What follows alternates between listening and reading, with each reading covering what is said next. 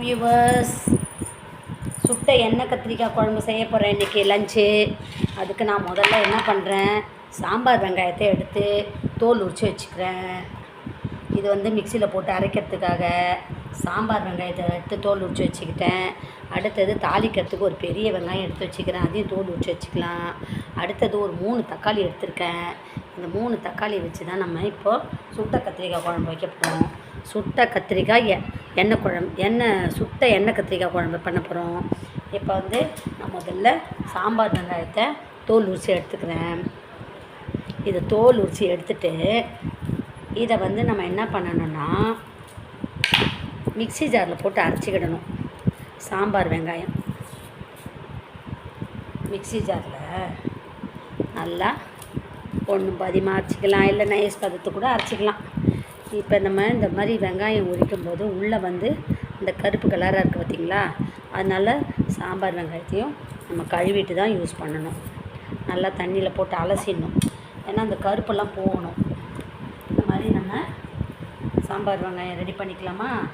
சாம்பார் வெங்காயம், பெரிய வெங்காயம், தக்காளி எல்லாத்தையும் அரிஞ்சு வச்சுக்கிடலாம்.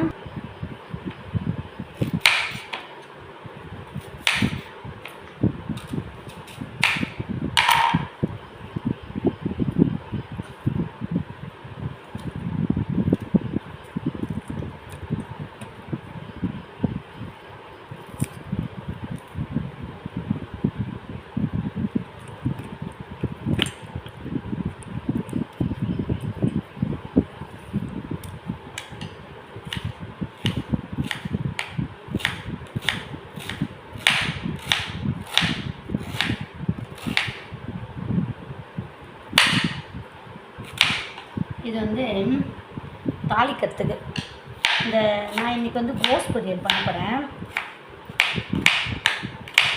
சுட்ட எண்ணெய் கத்திரிக்காய் குழம்பு, கோஸ் பொரியல். அதுக்கு நம்ம முதல்ல எல்லாம் ரெடி பண்ணி வச்சுக்கிட்டோன்னா நமக்கு வந்து சமையல் ரொம்ப ஈஸி. அதனால் முதல்ல டிவி பார்த்துக்கிட்டே நம்ம உட்காந்து காய்கறிகள் வேலையெல்லாம் செஞ்சுட்டோன்னா டிவி பார்த்த மாதிரியும் ஆச்சு, நம்மளுக்கு சமையல் முடிஞ்ச மாதிரியும் ஆச்சு, வேலை வந்து ஈஸியாக முடிஞ்ச மாதிரி ஆச்சு சமையல் வேலை.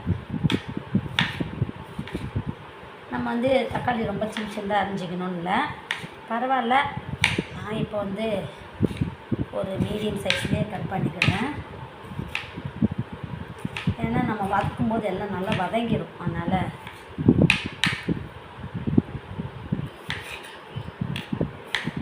அது எண்ணெயில் போட்டு வதக்கும் பார்த்திங்களா, அப்போ நல்லா வதங்கிடும். இருந்தாலும்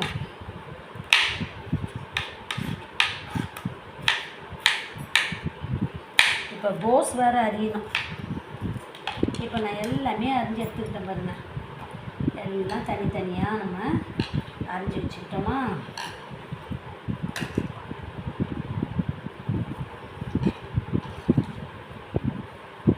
இப்போ நம்ம கோஸ் அரியணும், அதுதான் முக்கியமான வேலை. நான் வந்து இந்த வெங்காயம் வந்து சுட்ட எண்ணெய் கத்திரிக்காய் குழம்புக்கும் அரியிறேன், அதே டைமில் கோஸுக்கும் அரிஞ்சிக்கிறேன். அப்போ தான்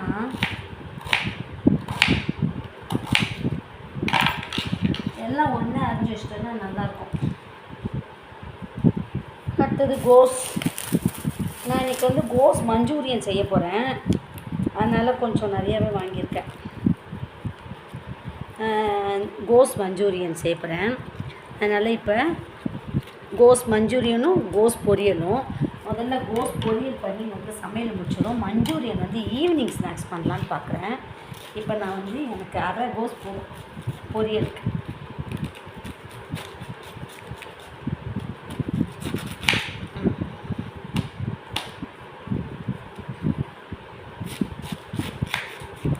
இது வந்து மஞ்சூரியன் செய்யறதுக்கு வச்சுருக்கேன். நான் வந்து சும்மா அரை கோஸ் எடுத்துக்க போகிறேன். இது வந்து அரியது ரொம்ப ஈஸி. கோஸ் அரியது அவ்வளோ ஈஸி. நம்ம துருவை கூட செய்யலாம், இந்த துருவலில் வச்சு துருவிக்கிடலாம். நான் வந்து இந்த மாதிரியே அரிஞ்சுக்கிடுறேன். ஒரு சிலர் கத்தி வச்சு நடுவில் இந்த அருவா இருக்குல்ல ஊரில், அருவாவை வச்சு அப்படியே கீறி கீறி எடுத்துருவாங்க. அது இன்னும் ஈஸியாக இருக்கும். சரி, இது ரொம்ப சிம்பிள். இந்த மாதிரி ஸ்லேஸாக கட் பண்ணிட்டாலே போதும்.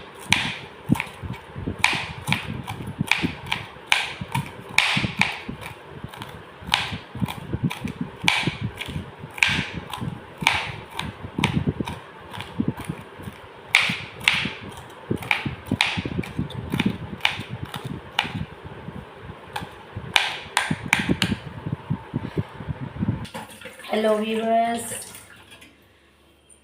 சுட்ட கத்திரிக்காய் எண்ணெய், சுட்ட கத்திரிக்காய் குழம்பு, அதாவது எண்ணெய் கத்திரிக்காய், சுட்ட எண்ணெய் கத்திரிக்காய் குழம்பு, அவ்வளோதான். இப்போ அது செய்ய போகிறேன்.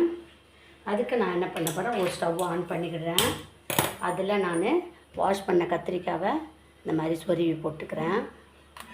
இந்த மாதிரி நம்ம லைனாக சொருவிட்டோன்னா இதை வந்து அப்படியே சுடலாம் அடுப்பில்.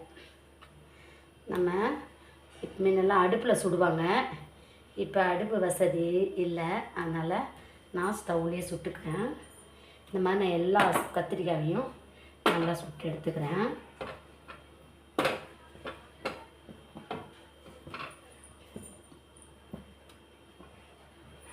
இந்த மாதிரி நம்ம சுட்டுப்போம். அதுக்கப்புறம் நான் வந்து இந்த கிரில்டு தவா இருக்குது பார்த்தீங்களா, இதில் ஏன்னா அதுனா ரொம்ப நேரம் ஆகும். ஆனால் கிரில்டு தவாவில் இந்த மாதிரி நம்ம கத்திரிக்காவை செட் பண்ணிவிட்டு இந்த மாதிரி டைட் பண்ணிடணும். டைட் பண்ணிட்டு இந்த மாதிரி எல்லா கத்திரிக்காவையும் நான் சுட்டுட்டு சுட்ட கத்திரிக்காய் ரெடி பண்ண போகிறேன். இதை வந்து ஓரளவு சுட்டுருச்சு, இந்த கத்திரிக்காய் ஓரளவு சுட்டுருச்சு போதும். இப்போ இதை நம்ம அடுப்பில் வச்சுக்கிடலாம்.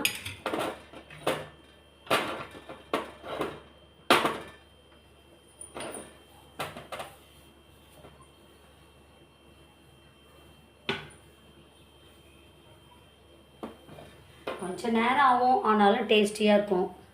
இந்த தவா எப்படி கிரில்டு தவானா நம்ம திருப்பி போட்டுக்கலாம். நம்ம திருப்பறதுக்கு இது மாதிரி திருப்பி போட்டு சுட்டுக்கிடலாம்.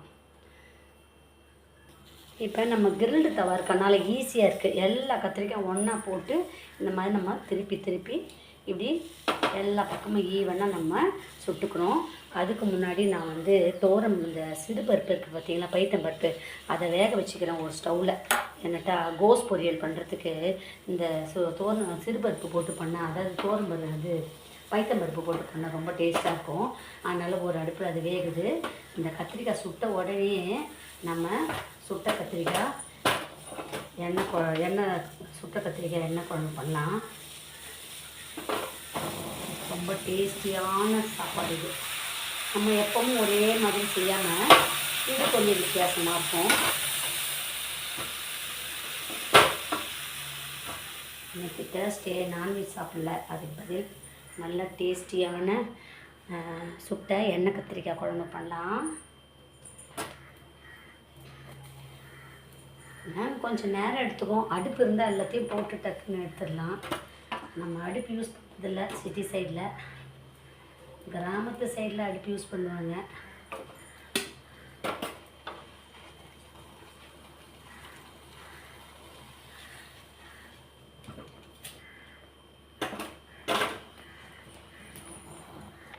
ஓரளவு நான் எல்லா கத்திரிக்காயும் சுட்டுக்கிட்டேன்.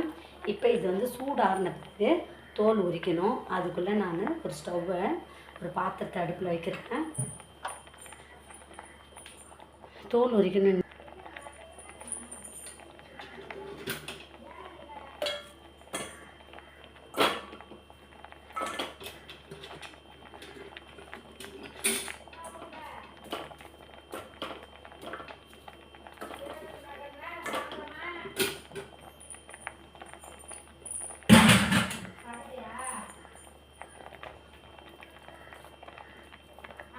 ஆறிச்சு இந்த தோல் அப்படியே உரிச்சிக்கலாம். சூடு ஆறின பிறகு தோல் உரிக்க முடியல, கையெல்லாம் அப்படியே சூடாகிடும். இப்போ இது கருப்பாக இருக்கும், வாஷ் பண்ணணும்னு நினைக்கிறவங்க வாஷ் பண்ணிக்கிடலாம். நான் வந்து வாஷ் பண்ணலை, ஏன்னா அது தீஞ்ச வாசனையோடு செய்யும்போது தான் சுட்ட கத்திரிக்காய் எண்ணெய் குழம்பு சுட்ட எண்ணெய் கத்திரிக்காய் குழம்பு ரொம்ப டேஸ்ட்டாக இருக்கும். இது மாதிரி நம்ம தோலை உரித்து எடுத்துக்கிடுவோம். எல்லா கத்திரிக்காயும் அந்த காம்பு மட்டும் இருக்கணும், இந்த தோல் அப்படியே உரித்து எடுத்துக்கிடுவோம். ரொம்ப டேஸ்ட்டாக இருக்கும் சுட்ட எண்ணெய் கத்திரிக்காய் குழம்பு. இந்த பாருங்க, அவ்வளோ சுவையாக இருக்கும். வேகணுன்ற அவசியம் இல்லை, ஏன்னா நம்ம பாதி வேக வச்சுட்டோம். அதனால் வேகணுன்ற அவசியம் இல்லை. சும்மா போட்டு புளி ஊற்றிட்டு ரொம்ப சிம்பிள். ஆனால் கத்திரிக்காய் சுடுறதான் பெரிய வேலை. அதை தான் திருப்பி திருப்பி போட்டு பார்த்து சுற்றணும். பச்சை புளி ரசமும் நல்லாயிருக்கும், சுட்ட கத்திரிக்காய் பச்சை புளி ரசம். அதெல்லாம் நான் வீடியோவில் போட்டிருக்கேன். அது ரொம்ப டேஸ்ட்டாக இருக்கும். கரண்ட்லாம் இல்லைன்னா நம்ம இது ஸ்டவ் கேஸ்லாம் காலி ஆயிடுச்சுன்னா நம்ம இந்த மாதிரி அடுப்பிலே ஈஸியாக சிம்பிளாக அடுப்பே பற்ற வைக்காமல் கூட ஒரு குழம்பு பண்ணலாம். அதுவும் ரொம்ப டேஸ்ட்டாக இருக்கும். இப்போ இது வாஷ் பண்ணனா பண்ணிக்கிடலாம், நம்மளுடைய விருப்பம் தான். இப்போ பாருங்க, எல்லா கத்திரிக்காயையும் நான் இந்த மாதிரி எடுத்துக்கிட்டேன். தோல் உரித்து ரொம்ப டேஸ்ட்டாக இருக்கும்.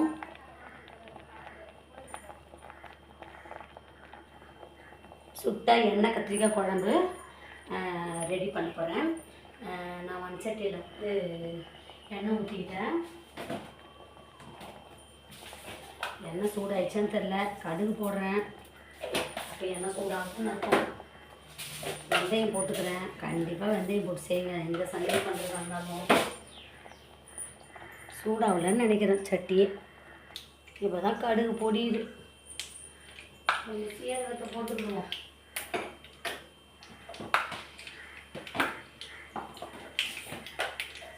சுட்ட எண்ணெய் கத்திரிக்காய் புளிக்குழம்பு.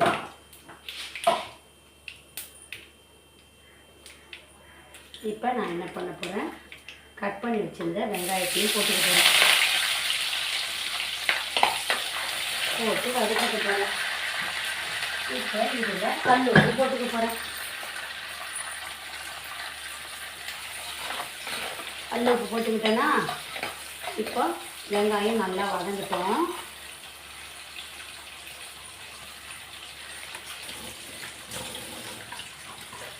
இப்போ அந்த வெங்காயத்துக்கூடயே நான் அரைச்சி வச்ச சாம்பார் வெங்காயத்தை பார்த்தீங்களா, சின்ன வெங்காயம், அதையும் போட்டுப்போம். எல்லாம் ஒன்றா சேர்ந்து வதங்கட்டும். இப்போ நான் என்ன பண்ண போகிறேன், இந்த மிக்ஸி ஜார்லேயே புளியை கரைச்சி ஊற்றி வச்சுக்க போகிறேன்.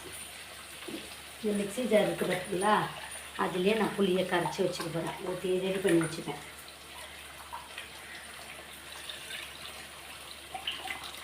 நம்ம எல்லாம் ரெடி பண்ணி வச்சோம்னா சமையல் சீக்கிரமாக இருக்கும்.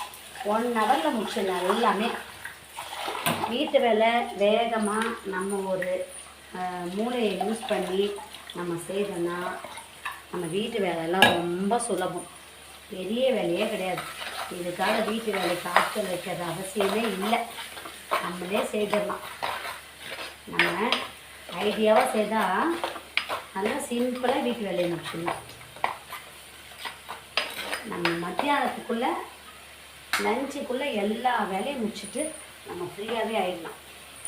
அந்த மாதிரி வீட்டு வேலைகள்லாம் சுலபமாக முடிக்கிறதுக்கு நம்ம ஐடியாவும் செய்யணும்.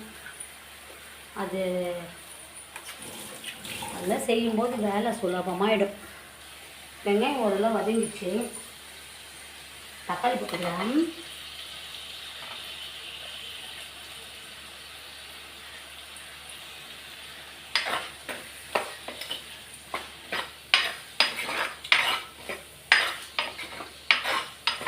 அதையும் போட்டு நல்லா வதக்கிப்போம். வதக்கிப்போம்.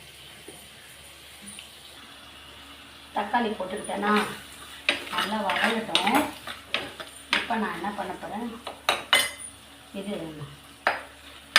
குழம்பு மிளகாத்தூள் போட்டு பார்க்குறேன்.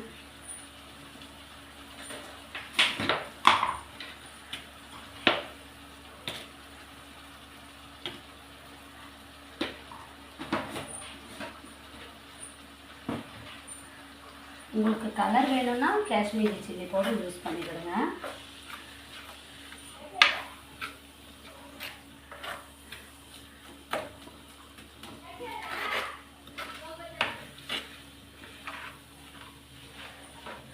இப்போ நான் வந்து சுட்ட வச்சுருக்கேன் பார்த்தீங்களா கத்திரிக்காய், அதை இதில் போட்டுக்கிறேன்.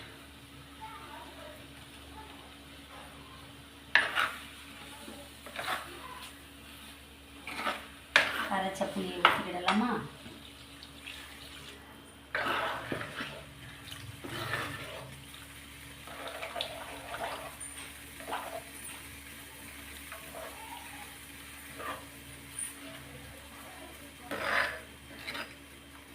நல்லா கொதிக்கட்டும்.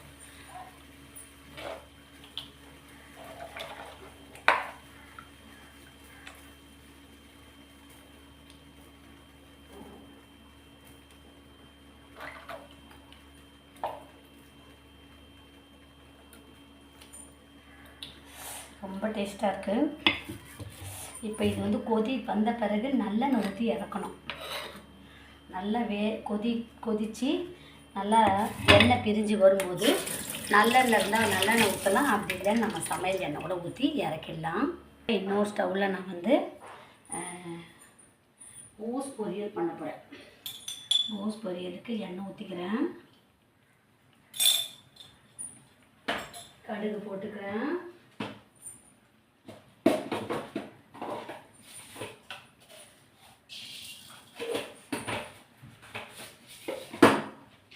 கடுகு பொரியட்டும். கடுகு பொரியுதா? என்ன பண்ண போகிறேன், வெங்காயம், ஒரு பச்சை மிளகா, 4 பச்சை மிளகா சும்மா கீரி போட்டுப்போம். கொஞ்சம் முளை கருவேப்பிலை நல்லா வதக்கிப்போம். சால்ட்டு போட்டுப்போம். ஏன்னா கல் உப்பு கிடையாது. இது வந்து சும்மா அலசிட்டு அப்படியே நம்ம வதக்க வேண்டியதான். தண்ணியில் ரொம்ப ஊற்றக்கூடாது. தோசை மட்டும் நல்லா வதங்கட்டும். கொஞ்சம் வதங்கினா போதும். இந்த சுட்ட எண்ணெய் கத்திரிக்காய் குழம்பும் ரெடி ஆகுது. இனிமேல் நான் ஒயிட் ரைஸ் பண்ணிட்டேன்னா இந்த குழம்பு எப்படி இருக்குது, டேஸ்ட் எப்படி இருக்குன்னு நம்ம பார்ப்போம். இது கத்திரிக்காய் வேக தரல, கத்திரிக்காய் நல்லா சுட்டாச்சு, ரொம்ப டேஸ்ட்டாக இருக்குது. இப்போ நல்லா வதக்கிடுச்சேன்னா கோஸ் வந்து ஒரு அடுப்பில் ஒரு பாத்திரத்தில் கழுவி வச்சுருக்கேன். நம்ம அப்படியே புழிஞ்சு போட வேண்டியதுதான். கோஸை நல்லா மூடி வச்சுட்டு தான் நம்ம மூடி வச்சுட்டு தான் நம்ம வதக்கணும். மறுபடியும் மூடி வச்சு தான் நம்ம கோஸை மட்டும் சமைக்கணும். இப்போ நான் கழுவி வச்சுருக்கேன் கோஸை புழிஞ்சு போட்டுக்கிறேன்.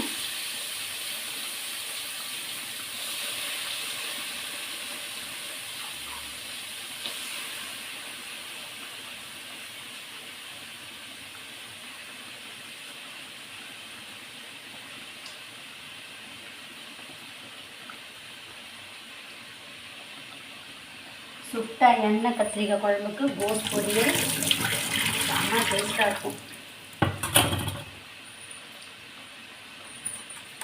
இப்போ அப்படியே நம்ம பரவி விட வேண்டியது.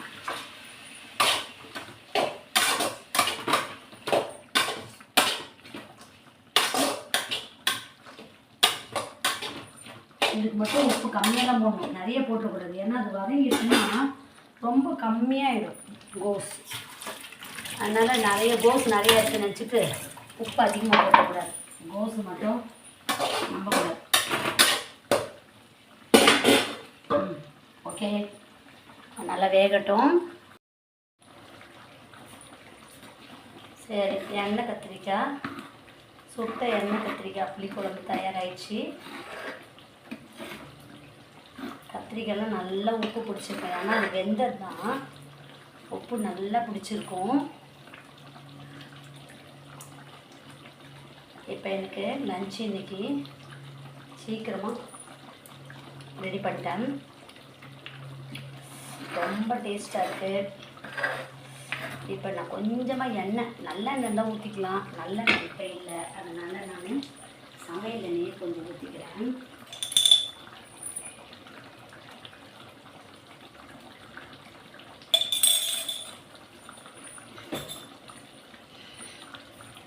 அப்படியே டேஸ்ட்டாக வேகுது பாருங்க, செம்ம டேஸ்ட்டாக இருக்குது.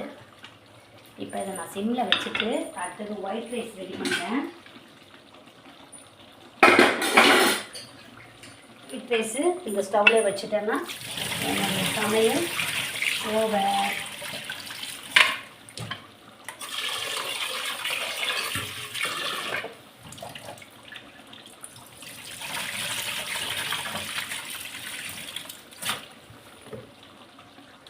எண்ணெய் கத்திரிக்காய், சுட்ட எண்ணெய் கத்திரிக்காய் புளிக்குழம்பு தயாராகிடுச்சு. இப்போ நம்ம இறக்கி வச்சுட்டு ஒயிட் ரைஸ் அடுப்பில் வச்சுருவோம். நான் நல்லா ஊற வச்சுருந்தேன்.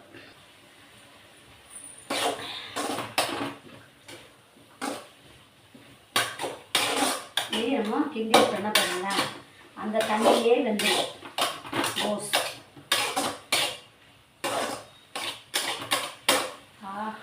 நல்லா மணமான கோஸ் வாசனையாக இருக்குது. கோஸ் வேக வைக்கிறதுக்கு மட்டும் நம்ம தண்ணியே சேர்க்கக்கூடாது. ஏன்னா நம்ம கோஸை கழுவிட்டு போடுவோம் பார்த்தீங்களா, அந்த தண்ணியே வந்துடும். ஏன்னா கோஸ் வந்து தண்ணி காய் தான், நீர் காய் தான், அது கீரை மாதிரி தான் அது. அதனால் அதுக்கு நம்ம தண்ணியை ஊற்றுவோம். பாருங்கள், அந்த தண்ணியே நல்லா வச்சு இன்னும் வந்து கொஞ்சம் தண்ணி வேறு இருக்குது. இப்போ கோஸ் நல்லா வதங்குது பாருங்கள். இனிமேல் நம்ம வேக வச்ச பருப்பை அதில் ஆட் பண்ண வேண்டியது தான். இப்போயே கூட நம்ம ஆட் பண்ணலாம். இந்த பாருங்கள், வேக வச்ச வைத்தம்பருப்பு, மஞ்சத்தூள் போடணுன்னா போட்டுக்கிடலாம், வெங்காயம் போட்டுக்கலாம். இப்போ இது எல்லாம் சேர்ந்து சேரும்போது சுவையான கோஸ் பொரியல், சுட்ட எண்ணெய் கத்திரிக்காய் குழம்பு தயாராகிடுச்சு. இன்னைக்கு லஞ்ச் இதுதான்.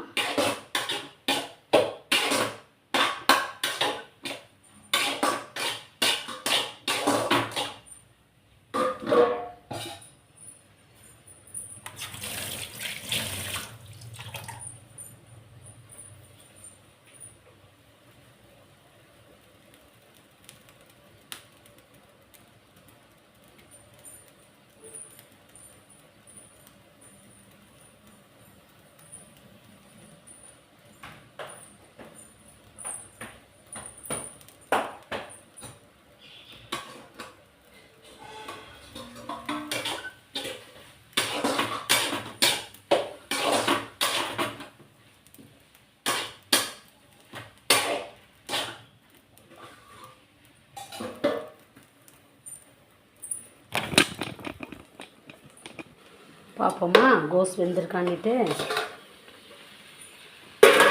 இப்போ பாருங்க, சுவையான கோஸ் பொரியல் ரொம்ப டேஸ்ட்டாக இருக்கும். நல்லா வெந்துருச்சு. இன்னும் கொஞ்சம் தண்ணி வற்றினா போதும். சுவையான கோஸ் பொரியல் இதுன்னு கொஞ்சம் வேகட்டும். சுட்ட எண்ணெய் கத்திரிக்காய் குழம்பு ரொம்ப டேஸ்ட்டாக இருக்கும். நான் வந்து ஒரு ½ செய்துட்டேன். இதை பாருங்க, ஒரே ஒரு கத்திரிக்காயை போட்டு வச்சு சாப்பிட்டோன்னா அவ்வளோ டேஸ்ட்டாக இருக்கும். நீங்களும் இந்த மாதிரி செய்து சாப்பிட்டு பாருங்கள். உங்களுக்கு இந்த லஞ்ச் பிடிச்சிருந்தா சேனலை லைக் பண்ணுங்கள், ஷேர் பண்ணுங்கள், சப்ஸ்கிரைப் பண்ணுங்கள். இதெல்லாம் ஒயிட் ரைஸ் ஆகுது, சுட சுட சாப்பாடு தயாராகிடுச்சு. உங்களுக்கு இந்த லஞ்ச் வேணும்னா சேனல் பிடிச்சா லைக் பண்ணுங்கள், ஷேர் பண்ணுங்கள், சப்ஸ்கிரைப் பண்ணுங்கள். தேங்க்யூ.